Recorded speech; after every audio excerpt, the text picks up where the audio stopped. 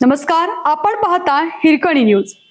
Hirkani news प्रत्येक क्षण ताज्या घडामोडी आणि महत्त्वाच्या प्रत्येक बातमीसाठी नेहमी तत्पर. शिराळ्यात सरपंच दाम्पत्य एसीबीच्या जाळ्यात 25,000ची लाच घेताना रंगेहात पकडलं. सांगली जिल्ह्यातील शिराळा तालुक्यात लाचलुचपत प्रतिबंधक विभागाने मोठी कारवाई केली आहे.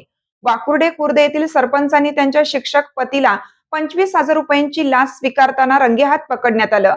पेव्हिंग ब्लॉकच्या कामासाठी ताबा पावती देण्यासाठी ही लाच मागितल्याचा आरोप आहे.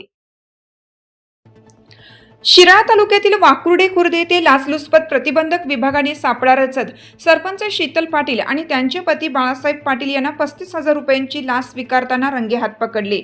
अनुसूचित जाती जमाती नवबौद्ध घटकांच्या विकास योजनेअंतर्गत पेव्हिंग ब्लॉक बसवण्याचं काम पूर्ण झाल्यानंतर पुढील हप्ता मिळवण्यासाठी ग्रामपंचायतीची ताबा पावती आवश्यक होती. ही पावती देण्यासाठी तसेच शासकीय कपाती जमा करण्याच्या कारणावरून आरोपींनी मंजूर अनुदानाच्या 7% लाचेची मागणी केली होती. तक्रारदारांनी सांगली LCBकडे तक्रार केल्यानंतर सापळा रचण्यात आला. सुरुवातीला 50,000ची मागणी करण्यात आली होती, मात्र तडजोडीअंती 35,000 रुपये स्वीकारण्याचे ठरले.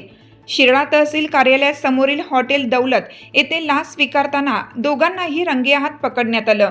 या प्रकरणी शिराळा पोलीस ठाण्यात गुन्हा दाखल करण्याची प्रक्रिया सुरू असून पुढील तपास सुरू आहे. आपल्या हिरकणी न्यूज चॅनलला लाईक करा, शेअर करा आणि सबस्क्राईब करायला विसरू नका आणि रहा अपडेट.